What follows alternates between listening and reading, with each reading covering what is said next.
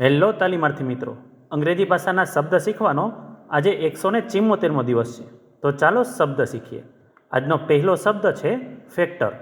તેનો સ્પેલિંગ છે FACTOR. Factor એટલે કારણ અથવા તો ઘટક.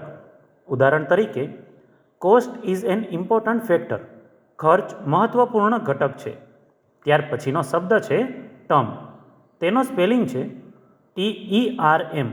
ટર્મ એટલે અવધિ અથવા તો શબ્દ. ઉદાહરણ તરીકે, ધીસ ટર્મ વિલ એન્ડ સૂન. આ અવધિ જલ્દી પૂરી થશે. ત્યાર પછીનો શબ્દ છે એડમિનિસ્ટ્રેશન. તેનો સ્પેલિંગ છે ADMINISTRATION. એડમિનિસ્ટ્રેશન એટલે પ્રશાસન અથવા તો વહીવટ. ઉદાહરણ તરીકે, ધ એડમિનિસ્ટ્રેશન મેનેજીસ ધ સિસ્ટમ. પ્રશાસન સિસ્ટમનું સંચાલન કરે છે. ત્યાર પછીનો શબ્દ છે મોનિટર. તેનો સ્પેલિંગ છે MONITOR. મોનિટર એટલે નજર રાખવી અથવા તો દેખરેખ રાખવી.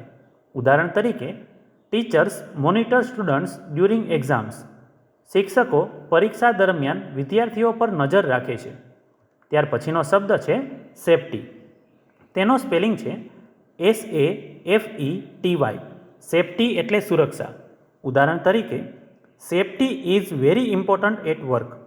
કામ પર સુરક્ષા ખૂબ જ મહત્વપૂર્ણ છે. તો મિત્રો, આજે શીખેલા 5 શબ્દો આ રીતે હતા. ફેક્ટર એટલે ઘટક, ટર્મ એટલે અવધિ, એડમિનિસ્ટ્રેશન એટલે વહીવટ, મોનિટર એટલે નજર રાખવી અને સેફટી એટલે સુરક્ષા. આવી જ રીતે ITIની અને જોબની અપડેટ માટે આ ચેનલને સબસ્ક્રાઈબ જરૂર કરજો.